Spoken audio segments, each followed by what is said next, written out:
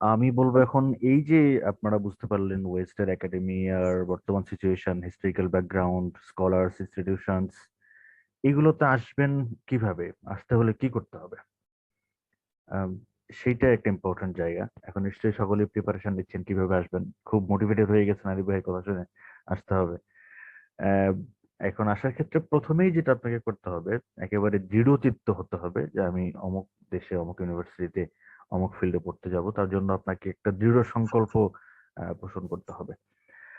আহ, আর সবচেয়ে বড় ব্যারিয়ার যেটা হয়, আমি পরে আসবো বাট আগে একটু টাচ দিয়ে ফেলি, আইএলটিএস করাটা। ওয়েস্টে আসতে হলে, ওয়েস্টের যে কোনো ইউনিভার্সিটি, ওয়েস্টের একাডেমিয়াতে ভালো কিছু করতে হলে ইংলিশের দক্ষতাটা খুব ইম্পর্টেন্ট। এটা পাবলিকেশন করা বা এখানকার কনফারেন্স গুলোতে পার্টিসিপেট করা, ভালো রেজাল্ট করা, এগুলোর জন্য ইংলিশ খুব ইম্পর্টেন্ট। বাট আনফর্চুনেটলি আমাদের ভাইদের মধ্যে, আমরা যারা অ্যারাবিক ইসলামিক স্টাডিজ বা থিওলজি রিলেটেড সাবজেক্ট গুলোতে পড়াশোনা করি, অধিকাংশ ক্ষেত্রেই এই ইংলিশ শেখার ক্ষেত্রে, আইএলটিএস করার ক্ষেত্রে বেশ অনাগ্রহ দেখা যায় আর কি। প্রতিনিয়তই আমি পার্সোনালি প্রশ্নের সম্মুখীন হই, আইএলটিএস ছাড়া যাওয়া যাবে কিনা ভাই, অন্য কোনো বই আছে কিনা। আমরা বেশ ফাঁকফোকর সবসময় খুঁজি। কিন্তু বাস্তবতা হচ্ছে আইএলটিএস ছাড়া যদি আসা যায়ও কোথাও, আপনি এসে পরবর্তীতে আপনার পড়াশোনা করতে হবে ইংরেজিতে। ইংরেজি মাধ্যমে আপনাকে এখানে পার্টিসিপেট করতে হবে সমস্ত অ্যাক্টিভিটিসে। সেক্ষেত্রে ইংরেজি ভালো করে জেনে আসাটাই আপনার জন্য বেটার। এছাড়া অন্য কোনো ওয়ে নাই। ফাঁকফোকর বা গোজামিল দিয়ে কোনোভাবে এসে ফিউচারে খুব বেশি ভালো কিছু হয় না আসলে। এই জন্য এটা একটা বৃহৎ পরিসরের প্ল্যান। ইংরেজি শেখা, সংকল্প থাকা, কি করব সেটা নিয়ে প্ল্যান করা। আমি একেবারে স্পেসিফিক এখন চলে যাই কোন কোন ডকুমেন্ট গুলো আপনার আবেদন করার ক্ষেত্রে দরকার হবে আর কি। আহ, আপনি এখন চিন্তা করলেন যে আইয়ুব ভাই তত ইনফরমেটিভ কথাবার্তা বললো, আহ, কিভাবে তাহলে যাওয়া যায়, খুব সুন্দর চিন্তা ভাবনা করতেছেন। শুরুতেই টেবিলে বসে আপনি একটা সিভি তৈরি করে ফেলেন। যেহেতু বাইরে পড়তে আসবো, বাইরে পড়তে যাব, তাহলে একটা সিভি তৈরি করতে হবে আমাকে। সিভি করার জন্য আমাদের ডক্টরিনের পক্ষ থেকে বিপুল পরিমাণে হেল্প ইতিপূর্বে করা হয়েছে, এখনো হয়। শুধুমাত্র সিভি রাইটিং এর জন্য আলাদা আলাদা সেশন করা হয়। একেবারে সিভি গুলো ড্রাফট নিয়ে সেগুলো অ্যামেন্ড করে আবার দেওয়া হয়, ধরে ধরে ইউরোপাস মডেল বা বিভিন্ন মডেলে করা হয় আর কি। তো আপনার সবচেয়ে ভালো একটা স্ট্যান্ডার্ডে একটা সিভি তৈরি করবেন, Europass is the most preferable. CV তৈরি করবেন। এরপরে আপনার যে একাডেমিক ডকুমেন্ট গুলো ইউনিভার্সিটি পড়েছেন, সেগুলোর একাডেমিক ডকুমেন্ট গুলো তুলে ফেলবেন। একাডেমিক ডকুমেন্ট কোনগুলো? ট্রান্সক্রিপ্ট এবং সার্টিফিকেট। এইগুলো আপনি হচ্ছে যে আপনার ইউনিভার্সিটিকে উঠিয়ে নেবেন। উঠিয়ে নিয়ে সেগুলো হচ্ছে যে আম, এটাকে কি বলে, অ্যাটেস্টেড করাতে হয় ইউনিভার্সিটির পরীক্ষা নিয়ন্ত্রক বা এক্সামিনেশন কন্ট্রোলার থেকে অ্যাটেস্টেড করাতে হয়। সব সময় না করলেও চলে, কোথাও কোথাও অ্যাটেস্টেড ছাড়াই অ্যাকসেপ্ট করে আর কি। তাহলে সিভি তৈরি করলেন, আপনার একাডেমিক সার্টিফিকেট ইউনিভার্সিটিকে নিলেন, ট্রান্সক্রিপ্ট নিলেন। এরপরে আপনাকে একটা সুন্দর মোটিভেশন লেটার লিখতে হবে। এই যে আপনি আহ, ব্রিটেনের সোয়াস ইউনিভার্সিটিতে সাপোজ পড়তে আসবেন, আমেরিকার ওয়াশিংটন ইউনিভার্সিটিতে পড়তে যাবেন, আপনি কেন যাবেন? কেন আপনি ওই বিশ্ববিদ্যালয়ের প্রতি, ওই সাবজেক্টের প্রতি আগ্রহী হয়েছেন? ওই সাবজেক্টে পড়াশোনা করে আপনি ভবিষ্যতে কি করবেন? আপনার আহ, আগ্রহ যে ফিল্ডে, সেই ফিল্ডে ভবিষ্যতে আপনি কিভাবে কন্ট্রিবিউট করবেন? এরকম একটু পাম্পট্টি দিয়ে মূলক কথাবার্তা বলতে, বাংলাতে যেটা বলে আর কি, পাম্পট্টি দিয়ে সুন্দর করে আপনার কথাগুলো গুছিয়ে লিখতে হবে। এটাকে মোটিভেশন লেটার বলে, লেটার অফ ইন্টেন্ট বলে টার্কিতে আবেদন করতে গেলে। বা বিভিন্ন ইউনিভার্সিটি বিভিন্ন নামে আছে, বাট বেসিক কথা এটাই। এরকম সুন্দর একটা পেপার লিখতে হবে, যেটা আপনার আহ, কত 300 থেকে 500 ওয়ার্ডের, অর্থাৎ 1 পেজের মধ্যে হলেই ভালো আর কি। পাসপোর্ট তো অবশ্যই থাকতে হবে। তার আগে আপনি আইএলটিএস করে ফেলছেন, আইএলটিএস তো পাসপোর্ট ছাড়া করা যায় না, পাসপোর্ট তো থাকবেই।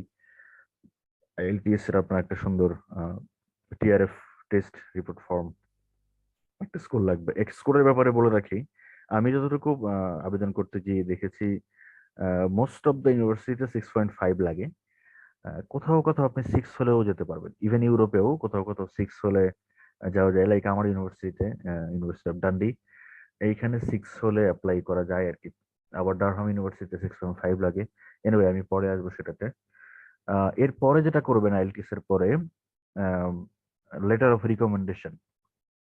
রেফারেন্স লিটার যেটাকে বলে, কোথাও কোথাও আপনার ইউনিভার্সিটিতে যাদের কাছে আপনি পড়েছেন, ডিপার্টমেন্টের টিচার ছিলেন, ডিপার্টমেন্টের চেয়ারম্যান হতে পারে, ভালো কোনো একাডেমিশিয়ান হতে পারে, ভালো হয় যারা বাইরে থেকে পড়াশোনা করে গেছেন, আহ, বাইরের একাডেমিক এক্সপিরিয়েন্স আছে, এরকম 2জন টিচারের কাছ থেকে আপনার রিকমেন্ডেশন লেটার নিতে হবে। ওনারা লিখবেন আপনি আপনার একাডেমিক স্কিল কেমন ছিল, এক্সট্রা কারিকুলার বা বিভিন্নভাবে ভালো ছিলেন, সেগুলো লিখে ওনারা রিকমেন্ড করবেন। বাংলাদেশের ক্ষেত্রে প্রবলেম যেটা হয়, টিচাররা নিজেরাই বলেন যে তোমরা একটা তৈরি করে নিয়ে এসো, আমি সাইন করে দিয়ে দিব। এইটা বাংলাদেশের টিচারদের মধ্যে খুব বেশি দেখা যায় আর কি, এক্সেপ্ট ভেরি ফিউ। তো সেক্ষেত্রে আপনি আপনার মতো করে কিছু গুগলে সার্চ করবেন, বা আগে যারা বাইরে গিয়েছেন ভাইরা তাদের রিকমেন্ডেশন লেটার কেমন ছিল সেটা একটু দেখবেন, দেখে নিজের মতো করে একটা তৈরি করে টিচারের কাছে নিয়ে যাবেন, প্রিন্ট আউট করে সাইন করে নিয়ে নেবেন। এভাবে করলে হয়ে যাবে আর কি। আম, এরপরে যেটা লাগবে সেটা হচ্ছে আপনার রিসার্চ প্রপোজাল। এটা পিএইচডি এবং রিসার্চ মাস্টার্সের ক্ষেত্রে বেশিরভাগ লাগে। নর্মালি টট মাস্টার্স প্রোগ্রাম যেগুলো, সেগুলোর ক্ষেত্রে লাগে না। একটা রিসার্চ প্রপোজাল আপনাকে তৈরি করতে হবে। আপনি যে ফিল্ডে রিসার্চ করতে আগ্রহী সেই ফিল্ডের রিসার্চ প্রপোজাল বলতে যেটা বোঝায় আর কি, কি করবেন, ওই রিসার্চটা ভবিষ্যতে কি কাজে লাগবে, রিসার্চ করতে কি কি মেথোডোলজি আপনি ইউজ করবেন, ইন্টারভিউ নিবেন নাকি আর কি কি করবেন, সেটা কিভাবে করবেন, রিসার্চ প্রপোজাল এটা নিয়ে একটা আলাদা সেশন হতে পারে। ইভেন ডক্টরিনার ইতিপূর্বে সেশনও হয়ে গেছে অনেকগুলো, আমি সেটা রিপিট করতে চাচ্ছি না। এটা একটা লাগবে, তবে সব ক্ষেত্রে এটা ইম্পর্টেন্ট না। এরপরে যেটা সাথে হচ্ছে এক্সট্রা কারিকুলার অ্যাক্টিভিটি সার্টিফিকেট। আমি দ্রুত শেষ করে দিব। এক্সট্রা কারিকুলার অ্যাক্টিভিটিস হচ্ছে আপনি একাডেমিক পড়ালেখার বাইরে আর কি কি করেন, সেটা যে কোনো কিছু হতে পারে। আপনি পড়ালে কি বলে স্পোর্টসে ভালো করেন, ডিবেট কম্পিটিশন, বিভিন্ন এসে কম্পিটিশন, রাইটিং, এনিথিং, যে কোনো কিছু হতে পারে, সেগুলোর সার্টিফিকেট। এটা যে কোনো ভাষাতে হলেও সমস্যা নাই। কারণ ইন্টারন্যাশনাল কমিউনিটি দেখতে চায় যে আপনি শুধু পড়ালেখাই করেন নাকি পড়ালেখার বাইরে আপনার অন্যান্য সোশ্যাল অ্যাক্টিভিটিস আছে, আপনি আসলে একজন ইন্টারন্যাশনাল স্টুডেন্ট হিসেবে আপনি কতটা এলিজিবল, কতটা আহ, যোগ্য, সেটা তারা দেখতে চায় আর কি। সো এগুলো ইম্পর্টেন্ট, এগুলো যত পারেন কালেক্ট করার চেষ্টা করবেন। এইবারে আপনি হচ্ছে সবকিছু ডকুমেন্ট টকুমেন্ট জোগাড় করে নিয়ে ল্যাপটপে বসে চিন্তা করলেন কোন ইউনিভার্সিটিতে পড়তে যাবেন। লাইক ইউনিভার্সিটি অফ কি বলে ওয়াশিংটন, কিংবা জর্জ ওয়াশিংটন ইউনিভার্সিটি যেখানে হোসেন নাসিরুর আছেন, আহ, জোনাথন ব্রাউনের আছেন, আপনি চাইলেন সেখানে পড়তে যাবেন। তো জর্জ ওয়াশিংটন ইউনিভার্সিটি চুজ করলেন। চুজ করে সেই ইউনিভার্সিটিতে আপনি গুগলে সার্চ করলেন, সেখানকার ওয়েবসাইটে চলে গেলেন, যে আপনি মাস্টার্স প্রোগ্রাম ইসলামিক স্টাডিজ পাবেন। ওটা তো আপনারা বাই দ্য ওয়ে অ্যাপ্লাই করতে পারেন। ওদের অ্যাপ্লিকেশন প্রসেস বেশ ইজি এবং রিকোয়ারমেন্টও বেশ ইজি। ইভেন জিআরই না হলেও অ্যাপ্লাই করা যায়। সম্ভবত আইএলটিএস 6 বা 6.5 এরকম লাগে, আপনারা দেখে নেবেন। ওয়েবসাইটে গেলেন, রিকোয়ারমেন্ট গুলো খুব সুন্দর করে পড়বেন, যে মাস্টার্স প্রোগ্রামে ওখানে নিতে গেলে এনরোলমেন্ট নিতে গেলে কি কি রিকোয়ারমেন্ট ওখানে আছে। তো ওই রিকোয়ারমেন্ট অনুযায়ী সুন্দর করে আপনার ডকুমেন্ট গুলো সেখানে সাবমিট করবেন, অ্যাপ্লাই করবেন। ডিপার্টমেন্ট চুজ করবেন। এই ডিপার্টমেন্ট বলতে শুধু ইসলামিক স্টাডিজ অনেক বড় ফিল্ড, আরিফ ভাই কিছুটা বলেছেন। এর মধ্যে ইসলামিক ল আছে, এর মধ্যে ইসলামিক হিস্ট্রিও পড়বে, অন্যান্য কোরআন সুন্নাহ স্টাডিজ পড়বে, শরিয়া স্টাডিজ, উসুলউদ্দিন, অনেকগুলো এর মধ্যে পড়বে। সো কোন ফিল্ডে আপনি ভালো, কোন ফিল্ডে আপনার আগ্রহ, সেই ডিপার্টমেন্ট গুলো আপনি চুজ করবেন। ডিপার্টমেন্ট চুজ করবেন, কোর্স গুলো দেখবেন, কোর্স কন্টেন্ট গুলো কেমন, ওই ডিপার্টমেন্টের কোর্স গুলো কি কি আছে, সেই কন্টেন্ট গুলো দেখবেন। আর কোনো ফান্ডিং অপরচুনিটি সেখানে আছে কিনা, স্কলারশিপ অপরচুনিটি আছে কিনা, সেগুলো ওখানে লেখা থাকবে, সেগুলোও দেখবেন। প্রফেসরদের কোনো ফান্ডিং আছে কিনা সেগুলোও দেখবেন। কোনো প্রফেসরের আন্ডারে কোনো ফান্ডিং অপরচুনিটি আছে কিনা সেটাও দেখবেন। প্রফেসরদের প্রোফাইল গুলো ভিজিট করবেন, প্রফেসররা কোন কোন ইউনিভার্সিটি থেকে পড়া, তাদের পাবলিকেশন গুলো কি কি, তাদের স্পেশালাইজেশন কি কি। আপনি কাউকে নকও করতে পারেন যে আপনার ফিল্ডের সাথে মিলে গেলে। প্রফেসরকে নক করেও অনেক সময় স্কলারশিপ পাওয়া যায়। এটা অন্যান্য সাবজেক্টের ক্ষেত্রে অনেক বেশি হয়, আমাদের আরবিক ইসলামিক স্টাডির ক্ষেত্রে এটা বেশ কম আর কি। ইভেন আমি দেখি নাই বলা চলে, খুবই কম। এরপরে অ্যাপ্লিকেশনের জন্য একটা নির্দিষ্ট পোর্টাল থাকবে, অ্যাপ্লাই লেখা থাকে সাধারণত, অ্যাপ্লাই হেয়ার আর অ্যাপ্লাই সামথিং আর অ্যাপ্লিকেশন। ওখানে যে ধাপে ধাপে সবগুলো সুন্দর করে ফিল আপ করে ডকুমেন্ট গুলো ভাবে আপলোড করে সাবমিট করে দেবেন। আপনার যদি কোয়ালিফিকেশন তাদের সাথে রিকোয়ারমেন্টের সাথে মিলে যায়, আপনি অ্যাপ্রুভ হবেন বা ইনিশিয়ালি আপনাকে অ্যাপ্রুভ করবে, এরপর ইন্টারভিউ দিতে চাইবে, ইমেইলে যোগাযোগ করবে, ইমেইল নিয়মিত চেক করবেন। এইবার আসি হচ্ছে স্কলারশিপ সম্পর্কে, কারণ আমরা টাকা দিয়ে তো পড়তে সাধারণত যাওয়ার সামর্থ্য আমাদের সকলেরই থাকে না, সুযোগ কম। স্কলারশিপ অপরচুনিটি কোথায় কিভাবে পাওয়া যাবে এগুলো? টার্কি খুব ভালো একটা অপশন, ফুল ফান্ডিং স্কলারশিপ পাবেন, একেবারে এভরিথিং, বেশ ভালো অপরচুনিটি সেখানে।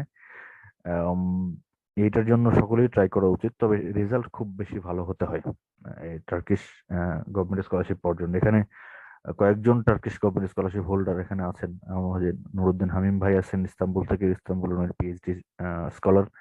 আরেকজন বশিরুল্লাহ ভাই আছেন মাস্টার্স স্টুডেন্ট।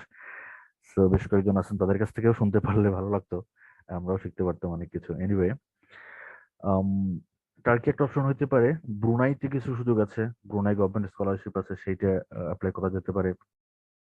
এইখানে ইন্দোনেশিয়াতে আমি বলবো, আমি পার্সোনালি ইন্দোনেশিয়ায় বেশ কয়েকবার অ্যাপ্লাই করেছি এবং আলহামদুলিল্লাহ প্রত্যেকবারই স্কলারশিপ পেয়েছিলাম, ফুল ফান্ডিং। তাদের ইউনিভার্সিটি রিকোয়ারমেন্ট গুলো বেশ ইজি আর কি। আহ, টাকা পয়সা কম দেয়, কিন্তু একটা মাস্টার্স করলেন, মাস্টার্স করে তারপরে আপনি অন্যদিকে মুভ করলেন, একটা মাস্টার্স করার জন্য যাওয়া যেতে পারে। বেশ ভালো কান্ট্রি, আমি যতটুকু জানি, আমার বেশ কিছু পরিচিত ভাইয়েরা সেখানে আছেন। সেইটা একটা অপশন হতে পারে আর কি। মালয়েশিয়ার কথা আরিফ ভাই অলরেডি বলে ফেলেছেন। আর যারা ওয়েস্টে আসতে চাই, বাস্তবতা হচ্ছে ওয়েস্টের ইউনিভার্সিটি গুলোতে স্কলারশিপ অপরচুনিটি কম। জার্মানিতে কিছু ইউনিভার্সিটিতে টিউশন ফি ফ্রি, এবং বার্লিনে ইউনিভার্সিটিতে বেশ কিছু অপরচুনিটি আছে। অন্যান্য যেগুলো অলরেডি মেনশন করেছেন আরিফ ভাই, সেগুলোতে কিছু কিছু ফান্ডিং অপরচুনিটি থাকে। ইউকে এর কথা যদি বলি, ইউকে তে ফান্ডিং অপরচুনিটি খুবই কম আর কি। লাকিলি আমি একটা পার্শিয়াল স্কলারশিপ এখানে আসছিলাম। আহ, এখানে প্রসঙ্গত বলে রাখি, ইসলামিক স্টাডিজ থেকে বা অ্যারাবিক থেকে যারা ফিল্ড চেঞ্জ করে ইসলামিক ব্যাংকিং পড়তে চান, তাদের জন্য আমি বলবো ওয়েস্টের ইউনিভার্সিটি গুলোতে সুযোগগুলো বেশি আছে। মুসলিম বিশ্বের ইউনিভার্সিটি গুলোতে আপনি ইসলামিক ব্যাংকিং খুব একটা পাবেন না, খুবই কম আর কি। আহ, এবং ইসলামিক ব্যাংকিং বা ইসলামিক ফাইন্যান্সের একাডেমিক যাত্রা শুরুই হয়েছে যে ওয়েস্ট থেকে এবং ইউকে থেকে। ইউকের লবরা ইউনিভার্সিটিতে প্রথম ইসলামিক ব্যাংকিং পড়ানো হয় আর কি। তো এইগুলোতে যারা পড়তে চান তারা ডারহাম ইউনিভার্সিটিকে চুজ করতে পারেন। Durham one of the best institutions for Islamic finance and banking. সেখানে বর্তমান পৃথিবীর ইসলামিক ব্যাংকিং ফাইন্যান্সের প্রখ্যাত কিছু স্কলার আছেন, টার্কিশ বংশোদ্ভূত মেহমেদ আসুতায় সহ বেশ কিছু স্কলার, বাংলাদেশের কয়েকজন আছেন আর কি। ওইখানে ফান্ডিং এর জন্য আপনারা ট্রাই করতে পারেন। আর আমার ইউনিভার্সিটি, ইউনিভার্সিটি অফ ডান্ডি, স্কটল্যান্ডে যারা আসতে চান, এখানে সংযুক্ত আরব আমিরাতের আল মাকতুম রয়্যাল ফ্যামিলির একটা প্রতিষ্ঠান, আল মাকতুম কলেজ, ওদের সাথে ইউনিভার্সিটি অফ ডান্ডির অ্যাফিলিয়েশন, ওরা পার্টলি স্কলারশিপ দেয় আর কি। আম, এইখানে আপনারা যারা অ্যাপ্লাই করতে চান অ্যাপ্লাই করতে পারেন, রিকোয়ারমেন্ট মোটামুটি ফ্লেক্সিবল আছে। সেইখানে অ্যাপ্লাই করে আসতে পারেন। এখানে সম্প্রতি শেখ আব্দুর রাজ্জাক বিন ইউসুফের ছেলে আব্দুল্লাহ বিন আব্দুর রাজ্জাক এসছেন, আরো কয়েকজন আসতেছেন বাংলাদেশ থেকে আর কি, আমাকে নক করেছেন। এনিওয়ে, এই অপরচুনিটি গুলো আপনারা নিতে পারেন। এই ডকুমেন্ট গুলো এভাবে রেডি করে, স্কলারশিপ গুলো এভাবে কম্পিউটারে বসে খুঁজে খুঁজে দেখে অ্যাপ্লাই করে আমার মনে হয় এই সুযোগগুলো আপনারা গ্রহণ করতে পারেন। ওয়েস্টে এসে ওয়েস্টেড ইউনিভার্সিটি গুলোর হাইলি একাডেমিক ফ্লেভার গুলো নিতে পারেন, নিজেদেরকে শানিত করতে পারেন।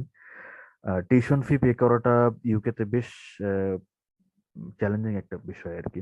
যারা স্টুডেন্ট হিসেবে আসবেন ইউকে তে, স্কলারশিপ অপরচুনিটি যেহেতু কম, ইউকে তে যারা আসতে চান তাদেরকে টাকা পয়সা খরচ করে আসতে হয়, মোটামুটি ইনিশিয়ালি 10-12 লাখ টাকার মতো খরচ হয়। এসে পার্ট টাইম জব করে টিউশন ফি ম্যানেজ করাটা বেশ কঠিন।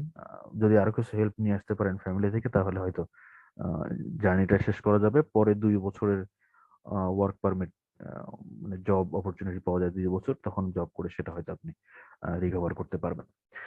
উম, এই একেবারেই সংক্ষেপে মোটামুটি অ্যাপ্লিকেশন প্রসেস বা স্কলারশিপ ফান্ডিং এর মোটামুটি কথা আর কি। আহ, সংক্ষিপ্ত সময় তো সবকিছু তুলে আনা যায় না, সব দেশ বা সব স্কলারশিপ তুলে আনা যায় না, সেগুলোর জন্য ডক্টরিনাল লিস্ট আছে, আমাদের ডেটাবেজ আছে, স্কলারশিপ গুলো ডেট ওয়াইজ দেওয়া আছে। আমরা অনেক আগে থেকে এগুলো নিয়ে কাজ করি। আপনারা যোগাযোগ করবেন ডক্টরিনাল সংশ্লিষ্ট ভাইদের সাথে। আর হোয়াটসঅ্যাপ গ্রুপ আছে, সেগুলো তো থাকবেন, আমাকে পার্সোনালি কেউ নক করতে চাইলে নক করতে পারবেন। আমার মনে হয় যে আর কথা না বাড়াই আমি এখানে শেষ করছি। আসসালামু আলাইকুম রহমতুল্লাহ।